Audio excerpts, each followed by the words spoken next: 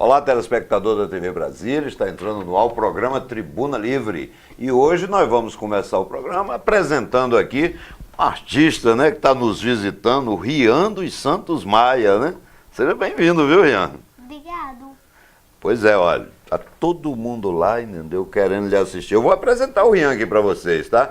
O Rian, ele tem 6 anos de idade, ainda não foi alfabetizado, mas ele sabe ler, sabe calcular, sabe fazer um bocado de coisa que a gente vai ver já já, né? E ainda não foi alfabetizado, hein? Mas antes, deixa eu apresentar aqui também a Ana Paula, né, que é professora dele lá no Alub, né? Isso. Seja muito bem-vinda, viu, Ana? Muito obrigada, Fernando. E aí, como é que é? Eu acho que é melhor você apresentar o Rian para todo mundo, né? Obrigada, né? O Rian, ele é uma criança que tem uma inteligência muito avançada, é uma criança que tem muita facilidade em aprender, tanto na área de humanas como exatas. Na área de exatas também, Também, na área de exatas, né?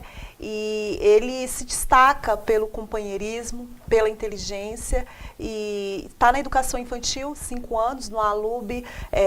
Não é um processo que se alfabetiza, mas ele realmente se destacou, começou a ler no 2º bimestre, e é um sucesso, o Rian é um sucesso. Interpreta perfeitamente, tem um excelente vocabulário e tem se destacado na educação infantil. Olha, isso tudo aqui é livro que ele já leu. Ele não foi alfabetizado, viu, Não pessoal? foi Como eu disse lá alfabetizado. no início. Mas ele já leu tudo isso aqui, ó. Como Tem é que muita é isso? Não é facilidade. alfabetizado e já leu, sabe ler? Que história? Em sala de aula, eu comecei a notar essa diferenciação dele intelectual através da literatura você começou infantil. a perceber. Comecei a perceber.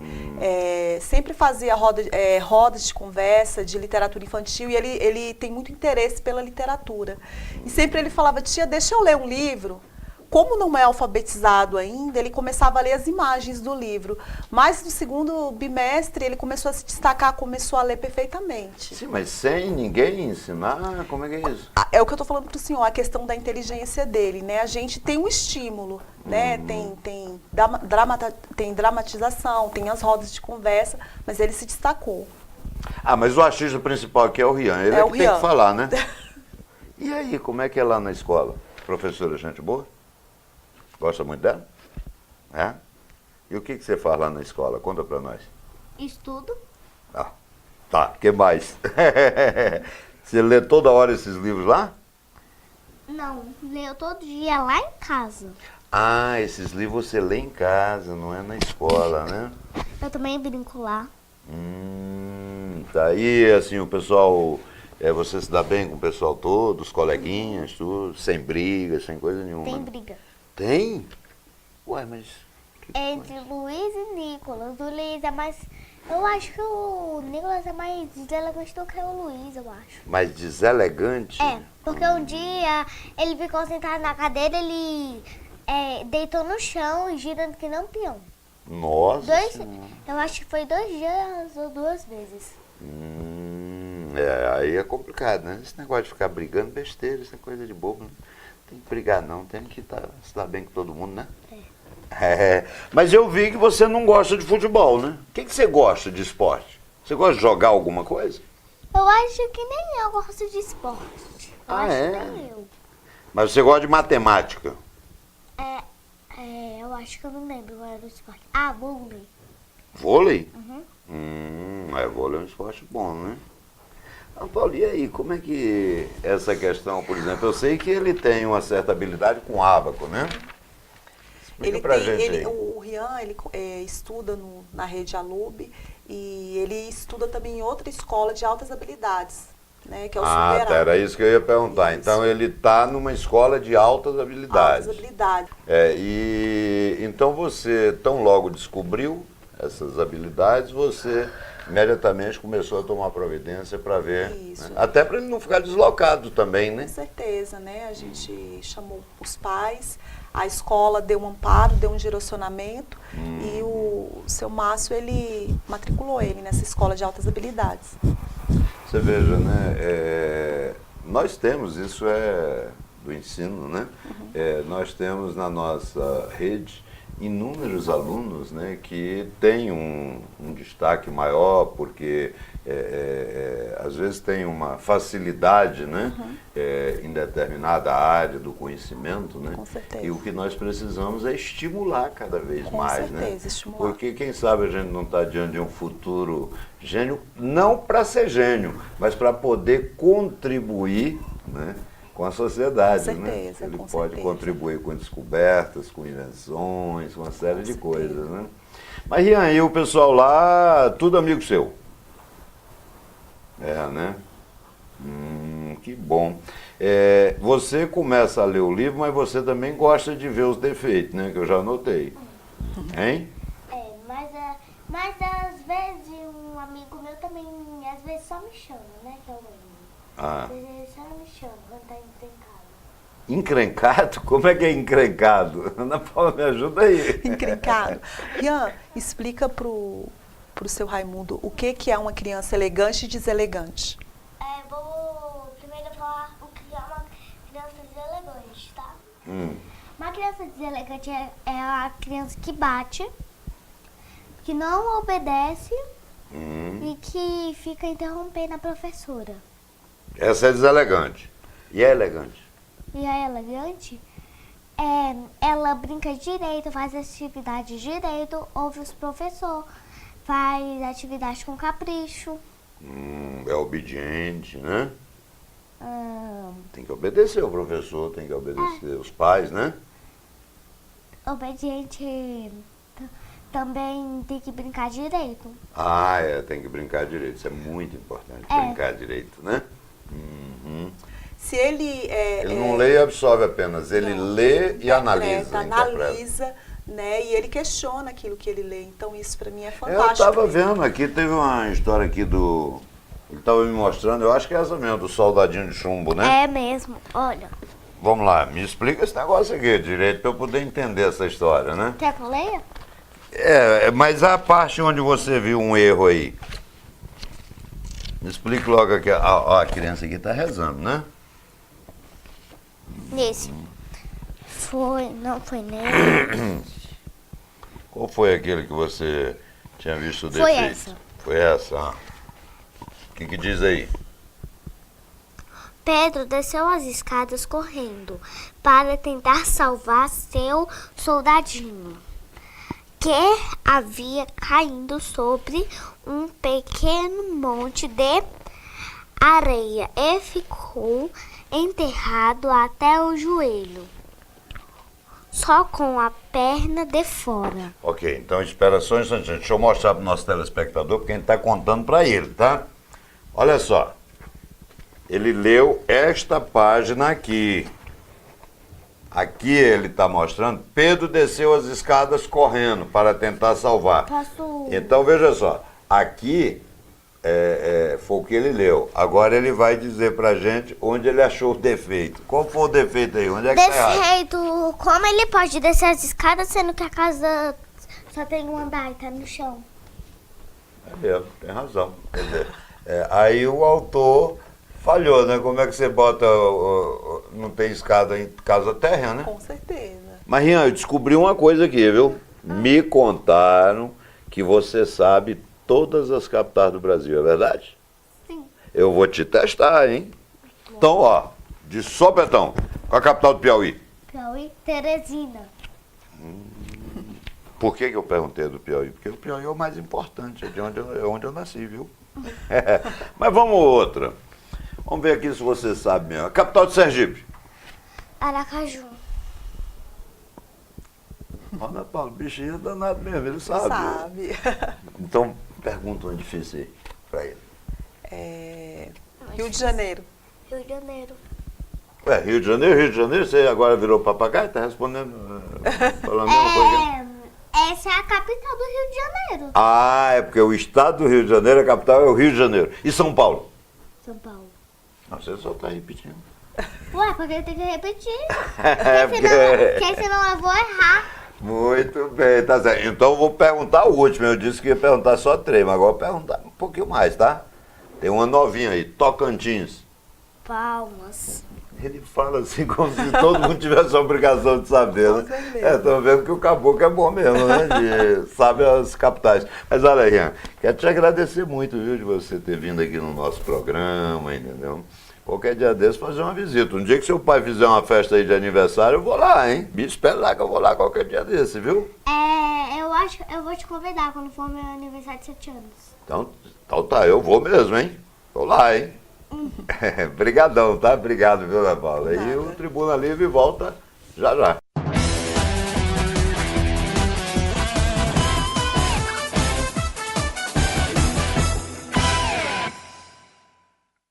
Estamos de volta com o Tribuna Livre, né? E olha, antes de apresentar aqui o nosso entrevistado, né?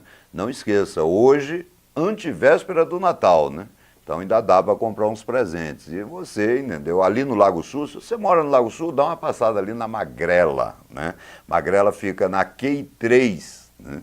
Aí é só procurar o Fabrício. Lá tem moda feminina, masculina, né? Ou então, se você está na região sul, passa no Park Shop. Park Shop, a Magrela também está lá, entendeu? Ali ao lado da área gourmet, né? Fabrício está lá pronto para atender todo mundo, né? E é uma loja que dá para a gente comprar uns produtos muito bons, entendeu? Dá uma passadinha lá, visita o Fabrício, tá bom? Mas nós estamos aqui recebendo meu amigo doutor Vinícius Calixto, né? Professor, advogado, né? E lançou recentemente um livro lá no Carpe Diem, né? Estou aqui, Lex Esportiva e Direitos Humanos, Entrelaçamentos Transconstitucionais e Aprendizados Recíprocos. Ele tem um título, digamos assim, mais sofisticado justamente por decorrer também da minha dissertação de mestrado agora na Universidade Federal de Minas Gerais, eu concluí esse ano. E ele abarca, digamos assim, 4 áreas fundamentais do direito e que eu tento utilizá-las dentro de uma perspectiva transdisciplinar, que é o direito internacional, o direito constitucional, o direito esportivo e os direitos humanos. Como que a gente consegue conectar todas essas áreas e trazer casos da vida real, casos concretos mesmo, é o propósito desse livro. E você traz algumas situações, né? Por exemplo, tem gente que não para pensar, mas, por exemplo, um jogador brasileiro, acostumado com as religiões que nós temos aqui, de repente é contratado por um time de futebol em que a religião é muçulmana, né, que impõe determinado tipo de comportamento, né? Quer dizer, esse tipo de, não é conflito, mas é uma tentativa de adaptação, tudo isso você aborda nesse livro, né? Isso. Eu optei por fazer uma divisão metodológica em 3 eixos temáticos, que são justamente religião, um desses eixos, gênero e pessoas com deficiência. Então a divisão do livro é mais ou menos assim, a primeira parte, uma parte mais explicativa, digamos assim, do que seria esse termo, que é um termo até complicado, assim, que é lex esportiva, nada mais é do que a ordem jurídica transnacional esportiva. Então como que o esporte se organiza de forma transnacional. Então, nós temos federações internacionais, Comitê Olímpico Internacional, regulações internacionais como a Carta Olímpica, a Agência Mundial Antidopagem, o ADA, como que todos esses organismos e esses regulamentos se concatenam para se relacionam.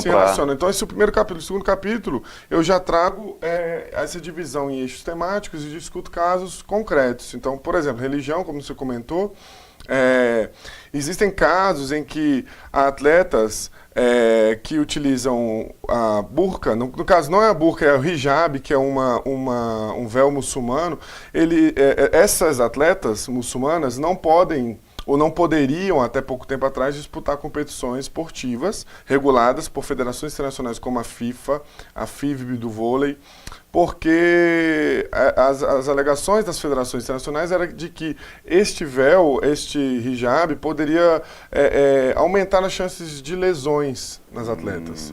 Então seria algo assim, em defesa da atleta. Esse é um caso nítido em que há um direito fundamental, que é o direito ao livre exercício da sua crença religiosa, se contrapondo a uma norma, a um critério esportivo, que é a proteção das atletas.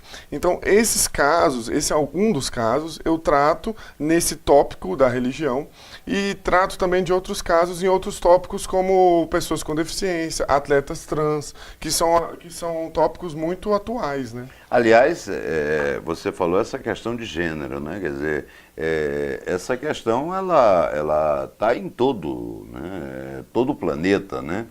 E existe realmente, de acordo com a história de cada país, de acordo com suas tradições, de acordo, enfim, né? Com a sua formação, né? Às vezes tem dificuldades de fazer conciliações, né? Então, eu imagino, por exemplo, lá na Ásia, tem muitos países que reprimem, né? Essa situação de gênero, essa coisa toda, né? Como é que um atleta consegue se colocar lá? Sim, exatamente. Isso é um ponto, inclusive, muito interessante se você for pensar que em alguns ordenamentos jurídicos, em alguns países, em que há uma maior, digamos, discriminação contra os atletas trans, eles encontram no próprio esporte um meio de se reconhecerem e se afirmarem, porque hoje em dia a regulação esportiva já caminhou ao passo em que atletas trans podem disputar competições dentro da categoria de gênero ao qual se identificam de acordo com alguns critérios. Então, há um caminhar, digamos assim, da legislação esportiva, em que hoje os atletas podem disputar as competições pelo gênero que se identificam a partir de uma terapia hormonal, de um acompanhamento médico, mas não mais. Isso é uma regulação muito recente do Comitê Olímpico Internacional, de 2 anos para cá. A gente tem, inclusive, no Brasil hoje, um caso de atleta trans disputando uma competição de vôlei. A Tiffany é uma atleta que, pela primeira vez no Brasil, na Liga Nacional de Vôlei feminina, nós temos uma atleta mulher trans. E isso é uma coisa muito recente, muito nova, que só foi possível por conta dessa nova regulação do Comitê Olímpico nós temos Internacional. que enfrentar isso. E temos que enfrentar e temos que discutir, exatamente. É claro que é um caminhar, né? Nós ainda estamos pensando, engatinhando ainda como fazer com que haja uma inclusão dessas atletas, de forma que o esporte consiga se manter também competitivo. Qual seria a melhor forma disso, né? Vamos tentar ir um pouquinho para o futebol. Isso. Veja só, o futebol até 1972, 73, o futebol era uma coisa muito romântica, muito lúdica, quer dizer, não era visto como um negócio, né? De repente, e aí eu acho que é um resgate histórico que a gente precisa fazer, né?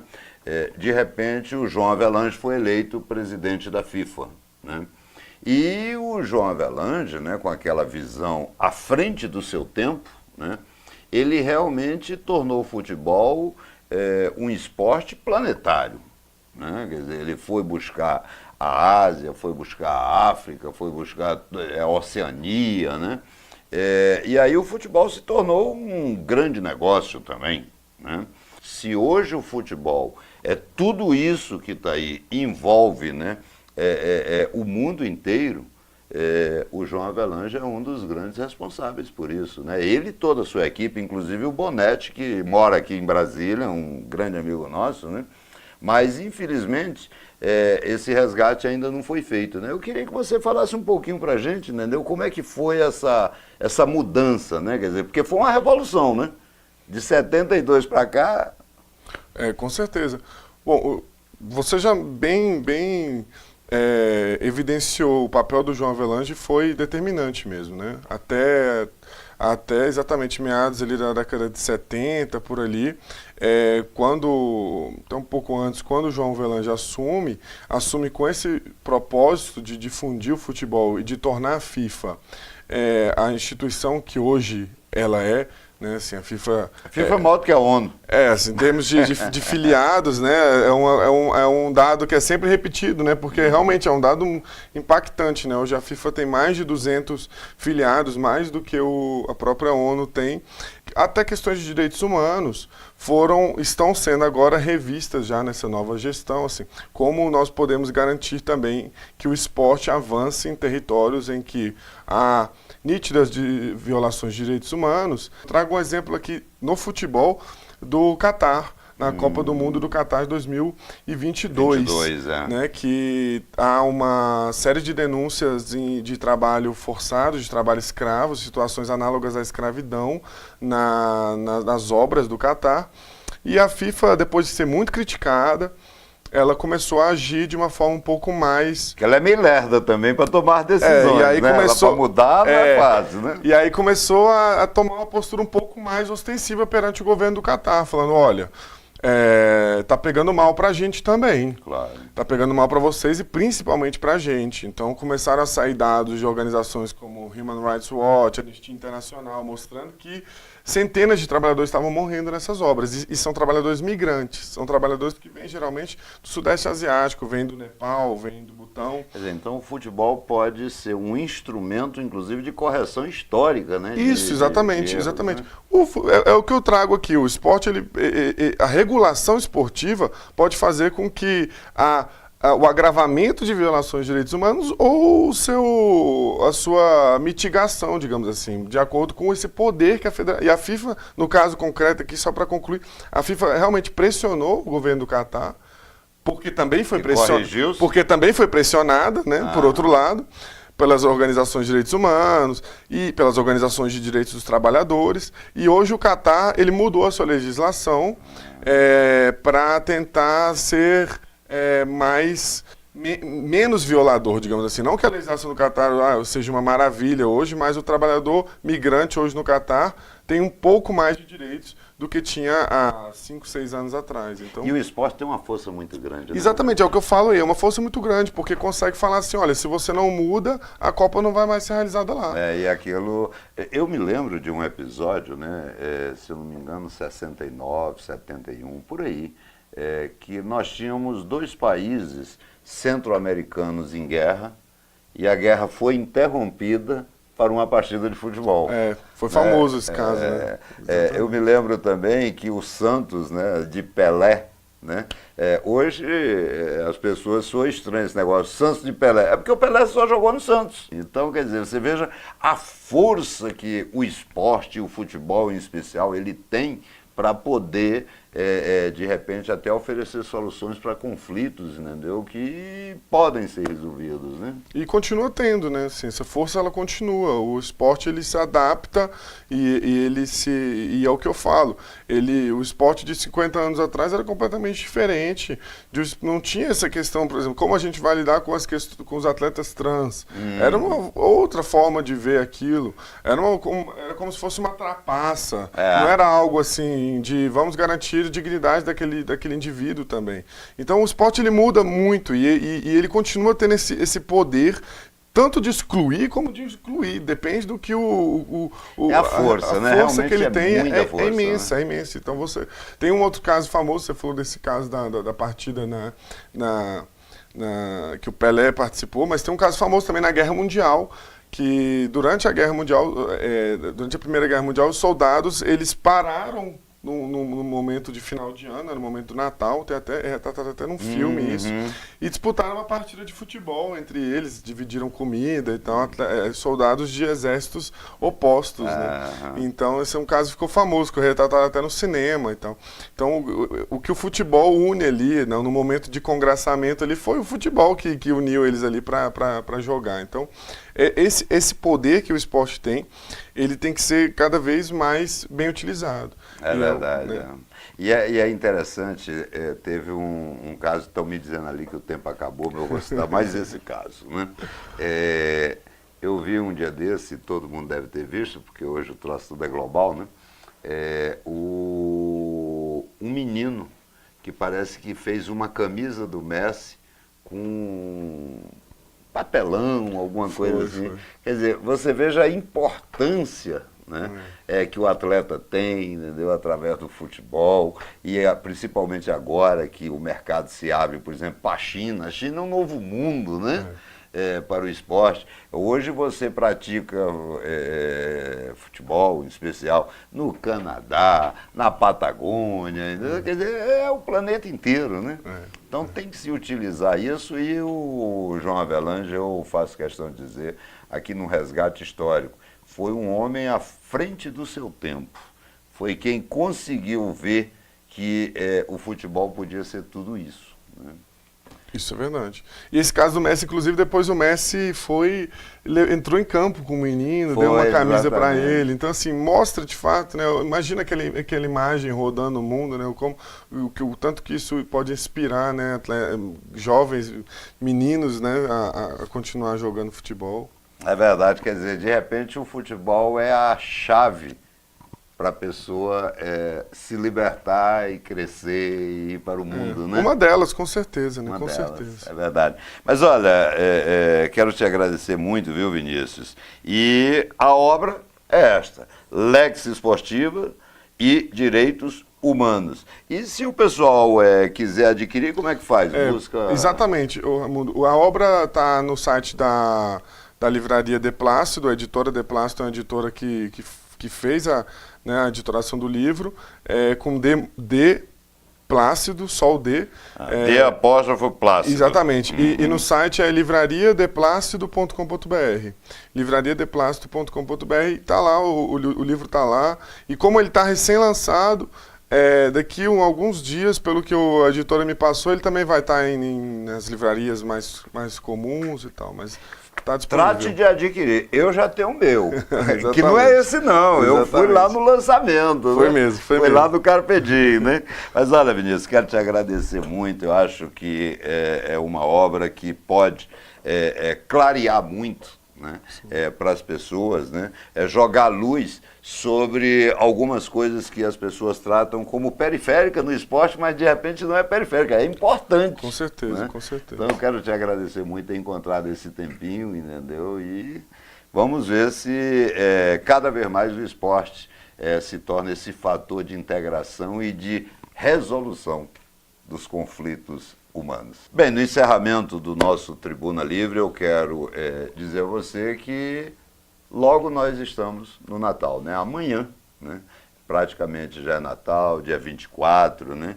E é interessante como a gente encara o Natal, né? Tem muitas pessoas que encaram o Natal como ocasião de troca de presentes, de fazer um gesto para um amigo, essa coisa toda, né? Mas será que é só abrir presentes? Eu acho que é muito mais do que isso. É abrir o coração para que o aniversariante possa entrar. O aniversariante está chegando pedindo passagem, né? Então é hora da gente refletir, né? E ver que o mais importante é a gente poder homenagear o aniversariante. E esse aniversariante, ele é uma pessoa muito importante. Você veja que ele teve uma vida pública de apenas 3 anos, menos do que um deputado, menos do que um senador, um mandato pequeno, né? Na época ele não dispunha de quase nada, não existia jornal, não existia televisão, não existia nem o WhatsApp, né? Mas mesmo assim ele conseguiu, né, ensinar muita coisa. Veja que ele não escreveu uma linha, mas ele deixou gravado no coração das pessoas, né, uma mensagem. Ele juntou 12 pessoas, né, pessoas as mais variadas, algumas inclusive discriminadas pela sociedade na época, tinha coletor de imposto, tinha pescador, tinha de tudo, né? Ele juntou todo mundo, respeitou as diferenças de cada um e conseguiu tirar o potencial de cada um. E olha, foi tão importante a mensagem desse sujeito que hoje a história se conta entre antes e depois dele. Então, pessoal, vamos bater, né, palmas, vamos realmente comemorar a chegada desse aniversariante. E se nós temos alguma coisa de bom, foi ele que ensinou. As coisas ruins foram os outros. Agora, o que nós temos de bom foi ele que ensinou, e ensinou só em 3 anos. Então, dá tempo de fazer muita coisa boa ainda. Basta você querer. Ele fez em 3 anos. Então toda a equipe do Tribuna Livre quer lhe desejar um Feliz Natal e que esse Natal realmente seja abrir o coração para o aniversariante. E se Deus permitir, na semana que vem nós estaremos juntos novamente.